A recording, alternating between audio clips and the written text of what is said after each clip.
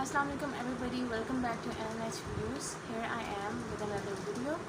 और आज की वीडियो बहुत इंटरेस्टिंग होने लगी है क्योंकि आज की वीडियो बेस्ड है ऐसी ख़वातीन जिनकी शादी होने वाली है।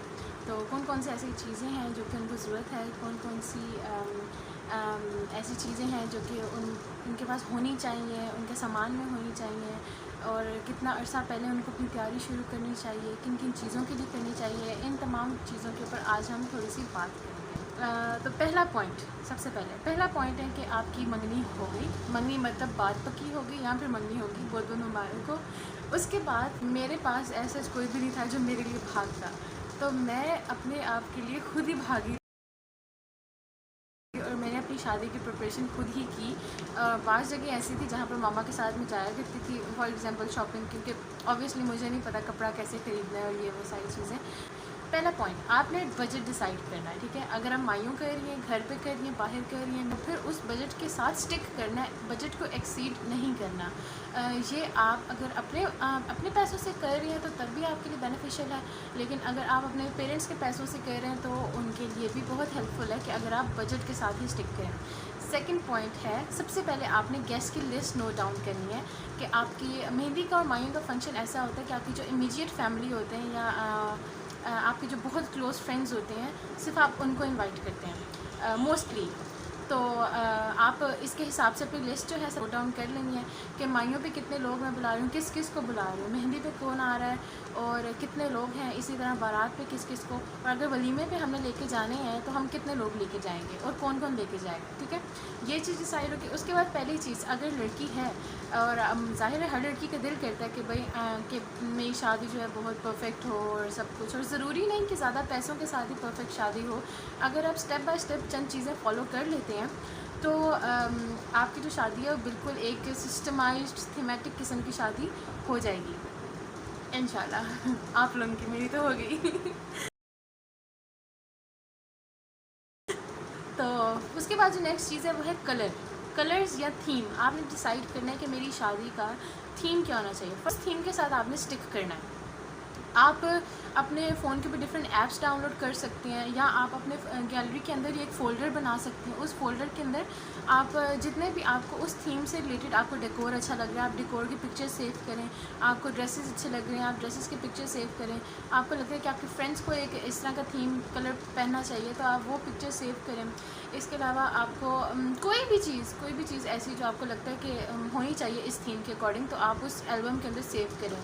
या अगर आप लोग पिंटरेस्ट डाउनलोड कर सकते हैं आप, और उसके ऊपर पिन्स जो हैं वो सारे लगा सकते हैं। इस तरह ये होगा कि शादी जैसे जैसे करीब होगी और आप तैयारियां कर रहे होंगे तो आपको पता होगा, आपके पास एक प्लान होगा कि यार इन कलर से हट के मैंने नहीं करना, और इन दी एंड क्या होगा कि सब कुछ बिल्कुल स्मूथली हो जाएगा। Next, venue. जैसे ही आपकी डेट फिक्स हो गई है, सबसे पहला काम जो आपने करना है, जो से काम आपने करना है उनमें से एक काम है कि आपने वेन्यू विज़िट करने हैं। और ये ट्रस्ट में बहुत टाइम टेकिंग होता है क्योंकि मैंने अपने वेन्यूज़ खुद विज़िट किए थे अलॉन्ग विद अ कलीग, और मेरी कलीग भी और मेरी बहुत अच्छी फ्रेंड भी थी, हैं मेरी कलीग थी और फ्रेंड हैं, सॉरी। तो उनके साथ मैंने सारे वेन्यूज़ वगैरह विज़िट किए थे।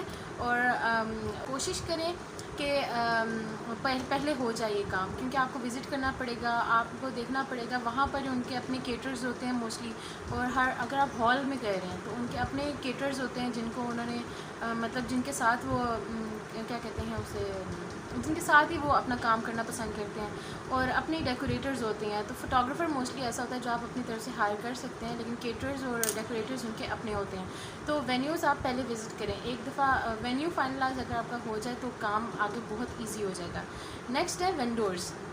अगर तो आप किसी मार्की वगैरह में या कोई जगह सेपरेट लेके कोई फार्म हाउस वगैरह तो वहाँ पर कर रहे हैं अपनी शादी, तो लोकेशन तो आपने भाई कंफर्म कर ली कि भाई यहाँ पर है, ठीक है। डेट्स वगैरह भी उनको पहले ही बता दें कि भाई इन डेट्स को हमारी शादी है, ठीक है। तो फिर बात आती है आपके वेंडोर्स में क्या आते हैं, आपके केटर्स आता है। आपके केटर्स मतलब जो खाना आपको प्रोवाइड कर रहे हैं, फोटोग्राफर्स जो आपकी तस्वीरें या वीडियोस बना रहे हैं, आपका डेकोरेटर जो आपकी सारी डेकोरेशन करेगा, इसके अलावा आपका इवेंट ऑर्गेनाइज़र, इवेंट प्लानर जो भी है, या अगर आप अपने ओन पे सब कुछ करें किसी फार्म हाउस वगैरह में कोई जगह लेके, तो आपको एक बंदे को तो सारी जिम्मेदारी देनी ही पड़ेगी ओवरलुक करने के लिए। तो वो बंदा जिसने सारी चीज़ें देखनी है उन सबको सेम पे, इन सब लोगों के साथ बात करके उनको सेम पेज पे लेके आए। इन तमाम लोगों का सेम पेज पे होना बहुत ज़रूरी है। एक दफ़ा आपके केटरर, आपका मतलब खाने का सारा सिस्टम, आपका फ़ोटोग्राफी का सारा सिस्टम, आपकी डेकोरेशन का सारा सिस्टम, ये तमाम चीज़ें जब सिंक के अंदर आ जाएंगी तो ऑटोमेटिकली आपका जो इवेंट है वो बिल्कुल स्मूथली हो जाएगा, उसके अंदर कोई भी मिसहैप नहीं हो सकता। एक मेन चीज़, इमाम, आपने, आपका निकाह है, ज़ाहिर है निकाह आपने पढ़वाना है, तो फिर इमाम जो है उसके साथ आपने पहले से गुफ्त शनीद कर लेनी है। अगर निकाह नामे के अंदर लेडीज़ कोई पॉइंट्स वगैरह ऐड करवाना चाहती हैं तो वो पहले से करवा दें, और टर्म्स एंड कंडीशंस जितनी भी हैं वो सारी पहले से पढ़ लें, क्योंकि इस्लाम ने आपको आप जितने राइट्स आप जानती हैं उससे ज़्यादा राइट्स आपको दिए गए हैं, लेकिन हम लोग जानते नहीं हैं। तो इन केस आपने मज़ीद कोई पॉइंट्स वगैरह ऐड करवाने हैं तो आप अपने इमाम के साथ बात कर सकती हैं और वो आपको डिटेल में गाइड कर देंगे। इन केस अगर आप कोई पॉइंट ऐड करवाना चाहती हैं तो आप कोई पॉइंट वगैरह ऐड करवा सकती हैं इस टाइम में, ठीक है।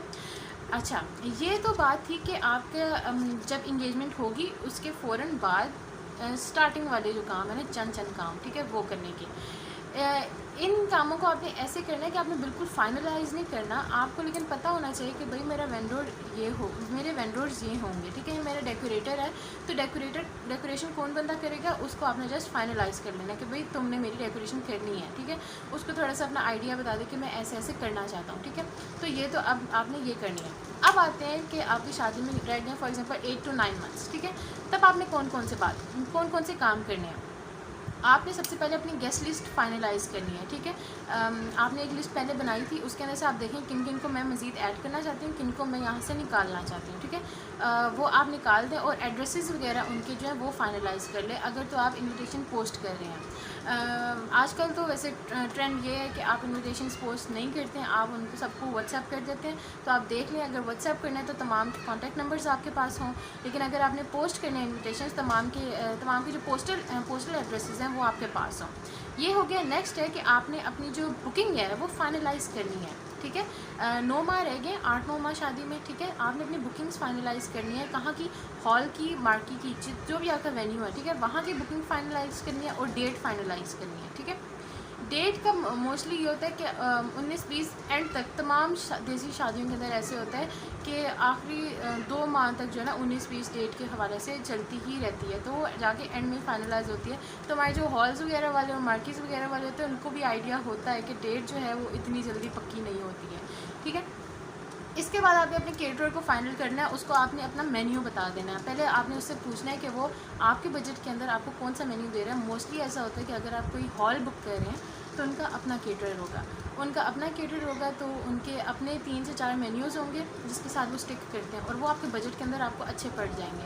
आपने पहले टेस्ट टेस्टिंग कर लेनी है एक दफ़ा आके आया कि उनका जो मेन्यू है उसका जो टेस्ट है वो आपको पसंद है या नहीं। अपनी पसंद के आप आइटम्स वगैरह उनको टिक करवा दें। उसके बाद आपकी शादी को अगर रह गए हैं 6 से 7 मंथ्स, ठीक है, तब आपने कौन से काम करने हैं। अब बात आती है ड्रेस सेलेक्ट करने की, ठीक है। पहले तो आपने अपने एल्बम के अंदर सेव किया हुआ था कि आपको भाई किस तरह का ड्रेस चाहिए या नहीं, या आपने अपना पिन बनाया हुआ था इंस्टाग्राम के लिए, सॉरी पिंटरेस्ट के ऊपर, कि आपको किस थीम के अंदर ड्रेस चाहिए।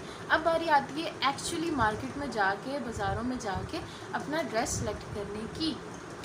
इसके लिए अगर तो आप अपना पैसा फ्लॉन्ट कर सकते हैं, क्योंकि मोस्टली तो फैमिलीज़ मिडिल क्लास होती हैं, ठीक है। तो अगर तो आप अपना पैसा फ्लॉन्ट कर सकते हैं फिर तो आप अच्छी अच्छी शॉप्स के ऊपर जाके और ड्रेस खरीद सकते हैं। फिटिंग्स वगैरह उनको बता दें, वो आपको सही कर देंगे ये वो। और अगर क्या कहते हैं आपने बना बनाया लेना है, मतलब कम पैसों के अंदर थोड़ा सा, तो आप वो भी ले सकते हैं। फिटिंग वगैरह वो आप कर लेते हैं। रेंटल्स भी एक ऑप्शन होता है, मैंने पर्सनली कभी नहीं देखा, लेकिन रेंटल्स भी एक ऑप्शन होता है कि आप अपना जो ड्रेस है वो रेंट आउट भी कर सकते हैं 2 दिन के लिए, 3 दिन के लिए, ये ऑप्शन होता है। और ऐसी कोई जगह भी है जहाँ पर मैंने देखी है, पिंडी इस्लामाबाद के अंदर ऐसी जगह हैं जहाँ पर मैं जानती हूँ जहाँ पर रेंटल्स मिलते हैं। इन देख लेना कि आपकी बॉडी शेप के ऊपर कौन सा ड्रेस सूट करेगा, ठीक है। क्या ए लाइन मैक्सी सूट करेगी, क्या गरारा सूट करेगा, पेपलम टॉप सूट करेगा, फ्रॉक सूट करेगा, ठीक है, या लहंगा सूट करेगा, शरारा, ETC, बहुत से ऑप्शन, या शलवार कमीज़। बहुत से ऑप्शंस हैं, ठीक है। और आपकी शादी है, आपको नहीं सुनना चाहिए कि कोई आपको क्या कह रहा है क्या नहीं कह रहा है। आपको अच्छे डिसेंट कपड़े पहनने चाहिए अपनी शादी के लिए, शादी पे जैसे आपका दिल करता है, ठीक है। फॉर इंस्टेंस मेरी जब शादी थी तो मुझे सब ने फोर्स किया कि बाल खोलो, सब ने, literally each and everybody on my friend list, सब ने मुझे फोर्स किया। सिर्फ 2 लोग थे ऐसे जिन्होंने मुझे फोर्स नहीं किया था, और वो थे एक मेरे होने वाले हस्बैंड और एक मेरे पापा, ठीक है। ये 2 लोग ऐसे थे जिन्होंने मुझे फोर्स नहीं किया था। उन्होंने कहा था कि नहीं, तुम्हारी चॉइस है, तुम्हें अच्छा लगता है, तुम पहनती हो, अच्छा लगता है जब तुम पहनती हो, तो तुम ऐसे ही रखो। अगर तो तुम्हें लगता है कि तुम कैरी कर लोगी, और मुझे तो आदत थी, तो मैं कि मैं कैरी कर सकती हूँ, तो आपने अपनी शादी पे किसी की नहीं सुननी है, ठीक है। इसलिए क्योंकि गुनाह आपको होगा कि कोई आपके गुनाह नहीं बांटेगा, ठीक है ना। तो गुनाह अपने अपने और सवाब जो है ना वो भी अपने अपने। खैर, अच्छा नेक्स्ट क्या था। हाँ, एक दफ़ा आपने ड्रेस आइडेंटिफाई करिएगा आपको किस तरह का चाहिए, ठीक है। आप विज़िट कर रही हैं शॉप्स पे, आपको 1-2 जगह पे पसंद आ रहा है, आपका माइंड बनना शुरू हो जाता है, ठीक है।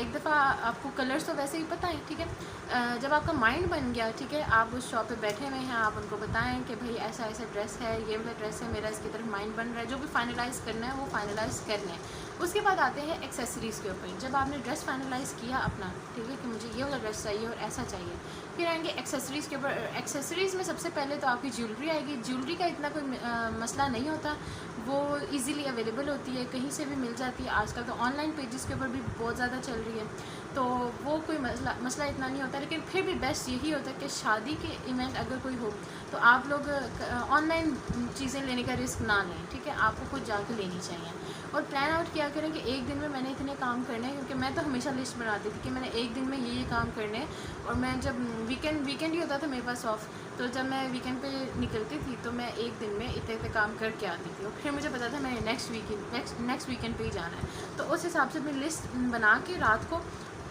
फिर सुबह के वक्त निकला करें। अच्छा, नेक्स्ट है एक्सेसरीज़। एक्सेसरीज़ में एक तो ज्वेलरी होगी आपकी, कोई भी माथा पट्टी वगैरह ये वो, और मेक श्योर करें कि तीनों दिन आपने सेम चीज़ें नहीं पहनी। फॉर एग्ज़ाम्पल अगर मेहंदी है, मेहंदी में आपने अगर माथा पट्टी पहनी है, तो आप बारात के ऊपर जो है वो आप अपनी बिंदिया जो होती है और जो साइड पे झूमर होता है आप वो लगा लें। और अगर वलीमा है तो वलीमे के ऊपर आप छोटी सी बिंदिया लगा लें। मोस्टली वलीमे के ऊपर जो लुक होती है थोड़ी सी डिसेंट होती है, जो भी आपको अच्छा लगता है आप वैसे कर सकते हैं, ठीक है। इसी तरह सेम तरीके से आपने अपने नेकलेस का स्टाइल सेम नहीं रखना है। फॉर एग्जाम्पल मेहंदी पे आपने बारीक सा डेंटी सा छोटा सा नेकलेस एक पहना हुआ था, बारात के ऊपर आप डबल ट्रिपल नेकलेस पहन सकते हैं, आप डबल ट्रिपल माला पहन सकते हैं, साथ आप अपना चोकर पहन सकते हैं हैवी सा। इसी तरह वलीमे पे आप एक सिंपल चोकर पहन सकते हैं या फिर सिंपल माला पहन सकते हैं, जो भी चीज़ आपको अच्छी लगे। कहने का मतलब सिर्फ ये कि आपने तीनों दिन सेम लुक नहीं रखनी। इसी तरह जो उनसे लोग हेयर स्टाइल्स बनाते हैं, तो आपने तीनों दिन सेम हेयर स्टाइल्स नहीं बनाने। अच्छा, नेक्स्ट है शूज़ आपके। तो अगर तो आपने शूज़ ड्रेसेस के नीचे पहनने के लिए लेने हैं, तो आप थोड़े से इस तरह के शूज़ लेंगे जिनकी थोड़ी बहुत हील हो, क्योंकि ड्रेसेस हैवी होते हैं, एम्बेलिश्ड होते हैं, so they tend to weigh down a bit. थोड़ा सा उनका जो भार है वो नीचे की तरफ होता है, तो थोड़ा नहीं काफ़ी एक्चुअली। तो मोस्टली ड्रेसेस होते हैं, टेल होती हैं उनकी बाज़ की पीछे की तरफ, और यहाँ पे काम शाम ऊपर बहुत ज़्यादा होता है, तो वो उनका वज़न बहुत ज़्यादा होता है, 10-12 किलो या फिर 15-20 किलो तो खाली ड्रेस का वज़न हो जाता है बाज़। तो आपने जो है जो शूज़ नीचे पहनने हैं वो थोड़ी सी हील हो, और हील बारीक ना हो तो बेहतर है। बारीक हील से ये होता है कि वो आपके ड्रेस के दरमियान में कहीं ना कहीं अटक जाएगी। मैंने अपनी पर्सनल एक्सपीरियंस से ये बात देखी है कि मैंने मेहंदी के ऊपर भी ब्लॉक हील पहनी थी, और ब्लॉक हील वो इस तरह की थी न्यूट्रल, क्योंकि शूज़ तो ऐसे नज़र नहीं आने होते, तो आपको चमक धमक वाले ब्राइडल जो है ना पत्थरों वाले और शाइन और डायमंड टीज़ वाले, वो आपको जूते लेने की ज़रूरत नहीं है, ठीक है। हाँ, आपने बाद में अपने कपड़ों वगैरह के साथ रखने हैं तो आप बेशक रखें, कोई खैर आपकी अपनी चॉइस है, लेकिन मैं अपना बता रही हूँ कि ब्लॉक हील्स पर्सनली जो है मैंने जो अपनी मेहंदी भी पहनी थी, और वो ज़रा न्यूट्रल कलर्स की थी। आई रिमेंबर ऑरेंज और वाइट थी, I think so, simple straps वाली, और वो बाद में भी मेरी बहुत चली थी। ऑलमोस्ट 2 इयर्स वो मैंने बाद में पहनी है शादी के, और वो बहुत अच्छी थी, बहुत अच्छी, नो डाउट, और बहुत कंफर्टेबल। मुझे पाँव के अंदर स्वेलिंग नहीं हुई, मेरे पाँव तंग नहीं हुए, और मुझे ड्रेस भारी नहीं लगता था। और मैंने अपनी बारात के ऊपर भी जो है ब्लॉक हील ही पहनी थी, और वलीमे भी मेरी हील थी, प्रॉपर ब्राइडल हील। तो मैं वलीमे पे गिर गई थी और ये बात किसी को भी नहीं पता सिवाय मेरे फोटोग्राफर को और मेरे हस्बैंड को कि मैं वलीमे पे गिर गई।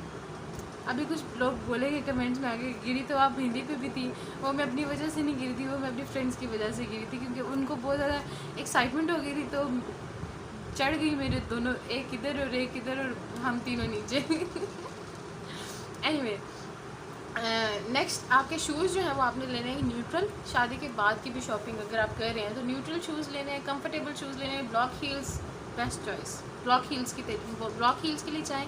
अगर वो आप 3 इंचज़ की भी ब्लॉक हील्स ले रही हैं तो वो बहुत कम्फी होती है, और अगर आप ज़्यादा इंचज़ की भी ले रहे हैं तो तब भी बहुत कम्फर्टेबल होती है। मेरा बेबी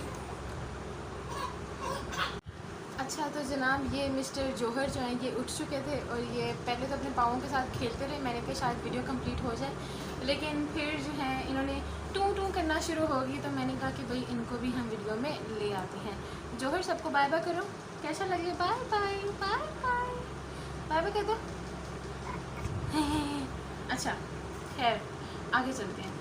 अब ये सारी जब चीज़ें वगैरह आपने ले ली तो नेक्स्ट काम है आपने अपना फोटोग्राफर, मेकअप आर्टिस्ट आइडेंटिफाई करना है और अपना डेकोरेटर वगैरह आइडेंटिफाई करना है। आइडेंटिफाई इन अ सेंस कि आपका फोटोग्राफी एक जिस बंदे से आपने बात की थी, जिस पेज से आपने बात की थी, तो आप मेक श्योर करें उससे ये इन्फॉर्मेशन लें कि एक्चुअली कौन बंदा होगा उस दिन, आपके इवेंट वाले दिन कौन करेगा, ठीक है।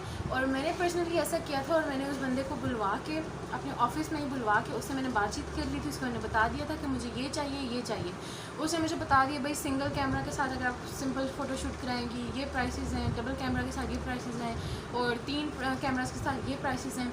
और अगर आप सिनेमेटोग्राफी करवाना चाहते हैं जो कि आजकल बहुत ट्रेंड है तो आप जो है तब आपको ये चार्जेस आएंगे। अगर आप क्रेन के साथ करवाना चाहते हैं तब ये चार्जेस हैं, अगर आप ड्रोन के साथ करवाना चाहते हैं तब ये चार्जेस हैं। तो मेक श्योर कि आपके पास ये सारी इन्फॉर्मेशन हो, आप एक दफ़ा फेस टू फेस मिल लें, ठीक है, और ये सारी बातचीत जो है आप वो कर लें। इसके बाद आपके एक दफ़ा आपने अपना फ़ोटोग्राफ़र को आप फ़ोटोग्राफ़र से मिल लिया तो उसके बाद आपका मेहंदी का जो मेकअप आर्टिस्ट है, बारात का जो मेकअप आर्टिस्ट है, एक्चुअली कौन मेकअप आर्टिस्ट होगा उस मेकअप आर्टिस्ट से आपने मिलना है, ठीक है। उसको बताना है कि मुझे किस तरह की लुक चाहिए। आपको हैवी लुक चाहिए, आप उसको बताएं मुझे हैवी लुक चाहिए। आपको डिसेंट लुक चाहिए, आप उसको बताएं कि मुझे डिसेंट लुक चाहिए। मुझे पर्सनली मुझे मेकअप नहीं पसंद, मैं बहुत कम करती हूँ, कभी कभार करती हूँ। तो मैंने उनको बता दिया था कि मुझे आई डोंट नो, आप बेशक बेस ज़्यादा लगाती हूँ ब्राइडल्स को ये वो, लेकिन मुझे पसंद नहीं है तो मैं नहीं लगाऊंगी। अगर आपने मुझे लगाई भी तो मैं खुद ब्लेंड कर दूँगी। और ऐसा ही हुआ था, इवन मेरी इंगेजमेंट में भी ऐसा हुआ था कि मैंने अपनी जो बेस है वो खुद ब्लेंड कर ली थी जी। नेक्स्ट, अच्छा जी, अगर आपने केक रखना है, ठीक है, अपनी शादी पे, क्योंकि आजकल ट्रेंड बहुत ज़्यादा है, वैसे मुझे पर्सनली पसंद नहीं है ये चीज़, ठीक है, लेकिन आपकी चॉइस है। अगर आपने केक वगैरह रखना है अपनी शादी पे तो आपका वेडिंग केक कौन बना रहा है, और पर्सनली अपने एक्सपीरियंस से बनाओ तो इंस्टा पेजेस के ऊपर, जो इंस्टाग्राम के ऊपर पेजेस हैं पर्सनल, जो अपने घर पे लोग बना रहे हैं, होम शेफ्स हैं जो, वो ज़्यादा अच्छी केक्स बनाते हैं। तो आप ऐसा कोई पेज जो है वो चेक कर सकती हैं, आप उनसे पहले से बिफोर हैंड बात कर सकती हैं कि मुझे इन फ्लेवर्स का, इस टाइप का, और वेडिंग केक सिंपल ज़्यादा प्यारे लगते हैं तो आप अपने थीम के कलर के हिसाब से या कॉन्ट्रास्ट में कोई सिंपल सा कलर जो है ना वो रख लीजिएगा। नेक्स्ट है आपने कौन सी चीज़ ख़रीदनी है डेकोरेशन में, ठीक है, कौन सी चीज़ रेंट पे लेनी है, कौन सी चीज़ बोरो करनी है, ये चीज़ें आपको पता होनी चाहिए। उसके बाद आता है आपने अपने जो प्लेलिस्ट है, जो आपकी शादी पे गाने चलेंगे या म्यूज़िक चलेगा या कोई भी चीज़ जो आप चलाना चाहते हैं, ठीक है, वो उसमें क्या क्या चीज़ें होंगी वो आपने पहले से फाइनलाइज कर लेने। उसके बाद है आपने अपने इन्विटेशन कार्ड जो है वो डिज़ाइन करने। जाइए बाय बाय कर दो, बाय बाय करो, वहाँ बाय बाय करो फ़ोन में, बाय बाय। चलो बस पीछे हो जाए। आपने अपने इन्विटेशन जो हैं वो डिज़ाइन करने हैं। मैंने अपने पर्सनली इन्विटेशन खुद डिज़ाइन किए थे और मतलब ये कोई मुश्किल काम नहीं है, आप सब कुछ खुद कर सकते हैं। आप अपने इन्विटेशन जो है वो डिज़ाइन करें, ठीक है, और जो सा बंदा है जिससे प्रिंट आउट करना है उसको बता दें कि इतने गेस्ट की लिस्ट है, फॉर एग्जाम्पल 500 है या 250 हैं, जितने भी गेस्ट हैं, ठीक है, तो इतने हैं, तो उनसे आप कोटेशन ले लें पहले कि वो कितने रुपीज़ में आपको ये सारे प्रिंट आउट्स जो हैं कार्ड्स के वो निकाल देगा, ठीक है, एनवेलप समेत। फिर रह गए भाई 3 से 6 माह रह गए, ठीक है। अब रह गए 3 से 6 माह रह गए आपके इवेंट के अंदर। अब कौन से काम हैं जो आपको करने चाहिए? पहला काम है कि आपने जो इनविटेशन आपने डिज़ाइन किए थे उनको आप प्रिंट आउट निकालें उनका और उनको भेज दें, ठीक है। पोस्टल एड्रेस ऊपर मेंशन करें और भेज दें, या व्हाट्सएप के ऊपर है, अगर आपने भेजना है तो आप व्हाट्सएप तमाम लोगों को कर दें, ठीक है। आपका गिफ्ट सेलेक्ट करने अपने फैमिली के लिए, अगर तो आपकी तरफ ट्रेंड है कि आपने दूल्हे वालों को गिफ्ट देने हैं, तो आपने किसको देना है, क्या क्या देना है, वो तमाम चीज़ें आप फाइनलाइज कर लें। नेक्स्ट आते हैं आपकी शादी को 2 मंथ्स रह गए। अब आपने कौन कौन से काम करने हैं? पहला काम तो ये है कि आपने ड्रेस फिटिंग के लिए जाना है, ठीक है। आपकी जो फर्स्ट ड्रेस फिटिंग होगी ऑलमोस्ट ये, ठीक है, उसके लिए आपने जाना है, ठीक है। आपने देखना है कि आपका ड्रेस कहाँ से ठीक है, कहाँ से नहीं है। इधर आपने कोई वेट तो नहीं पुट ऑन किया या आपने कोई वेट लूज़ तो नहीं किया, तो उस हिसाब से आप थोड़ा सा उसको देख लें। और आपको बैठ के उठने में, खड़े होके बैठने में क्या हर तरफ से ड्रेस जो है प्रॉपर कवरेज दे रहा है या नहीं दे रहा है, इजी हैं आप या नहीं है, क्या आप ड्रेस कैरी कर पा रहे हैं या नहीं कर पा रहे, ये तमाम चीज़ें जो हैं वो आपने देखी। कि आपकी शादी को जब 2 मंथ्स रह गए तो आपने अपनी प्री वेडिंग सर्विसेज के लिए जाना है, और आप किसी भी अच्छे पॉलर से या नॉर्मल पॉलर से नॉर्मल प्राइस रेंज के अंदर अपनी प्री वेडिंग सर्विसेज ले सकते हैं। प्री वेडिंग सर्विसेज में क्या इंक्लूड होता है? एक मैनिक्योर, एक पेडिक्योर। आप आईब्रोज़ वगैरह ना कराएं।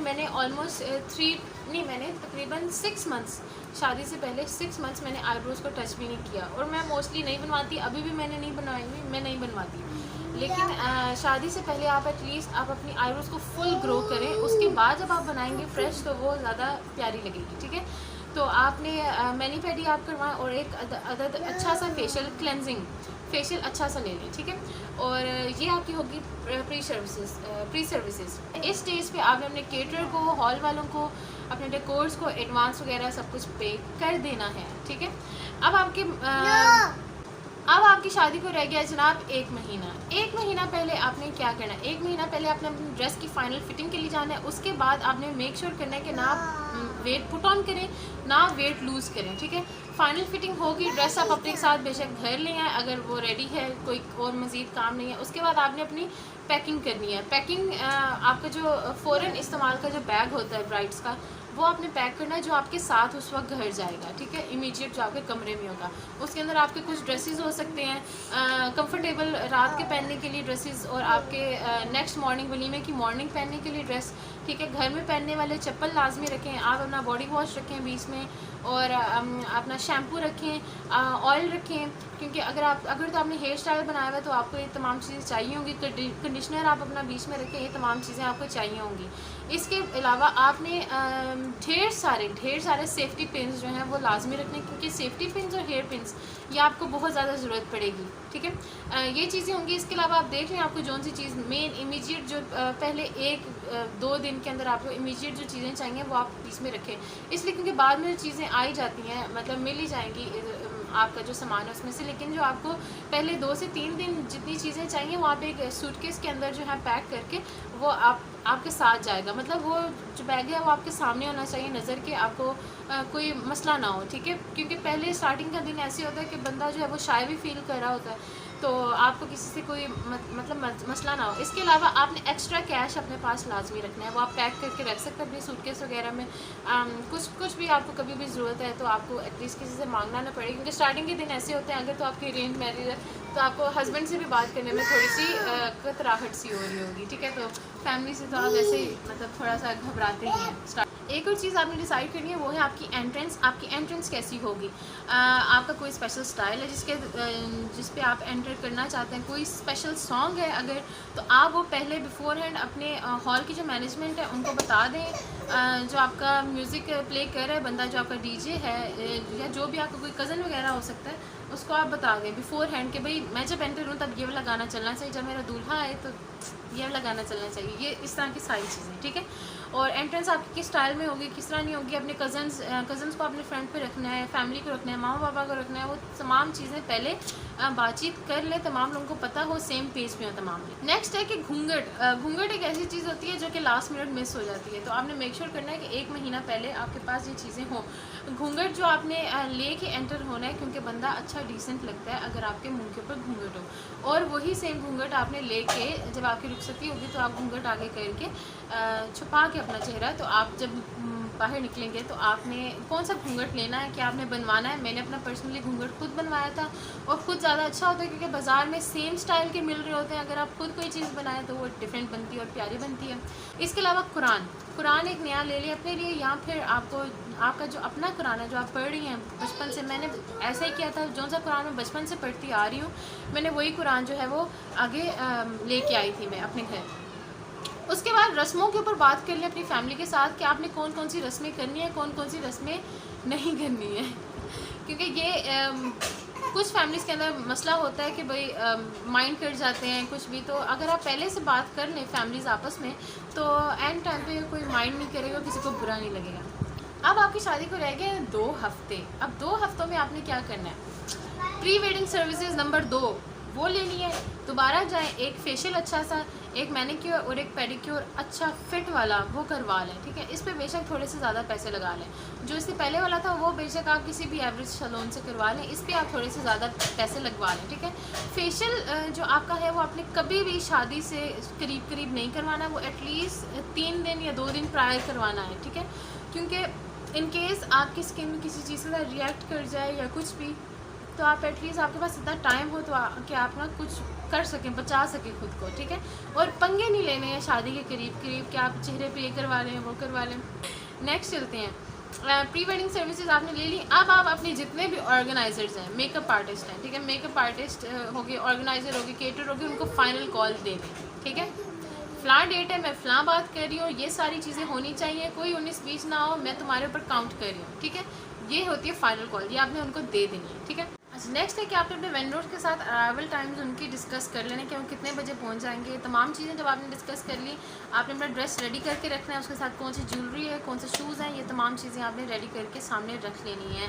आपने चेक्स अगर आप लिख रहे हैं अपने वेंडर्स के लिए, या आपने जितने पैसे देने हैं, एनवेलप्स अगर आप प्रिपेयर कर रहे हैं तो आप कैश के एनवेलप्स प्रिपेयर करके बिफोर हैंड रख सकते हैं। आप चेक्स अगर आप लिख रहे हैं तो आप चेक्स जो है लिख के बिफोर हैंड अपने पास रख सकते हैं, या आपने किसी जानने वाले को हैंड ओवर कर सकते हैं जो मेक श्योर करे कि वो उन लोगों को पे कर दे, पेमेंट कंप्लीट कर दे, क्योंकि आपकी तरफ से होके आ जाए नहीं है तो पीछे से कौन करेगा।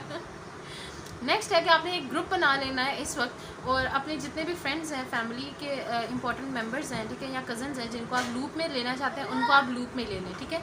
एक ग्रुप के अंदर टाइमलाइन शेयर कर दें कि आप कितने बजे आपको वहाँ पर होना चाहिए, किस किस ने कौन कौन सी चीज़ें देखनी है। रस्मों को ओवरलुक अगर किसी ने करना है तो कौन बंदा है, कोई फैमिली में सीनियर है, कज़न है या फ्रेंड है, कौन है जिसने कौन कौन सी रस्म करनी है, कौन है जो मेरी एंट्रेंस पे क्या क्या करेगा। जैसे मैंने अपनी फ्रेंड्स को कहा था मेरी एंट्रेंस पे हूटिंग लाजमी करनी है, तो उन्होंने मेरे लिए हूटिंग की थी।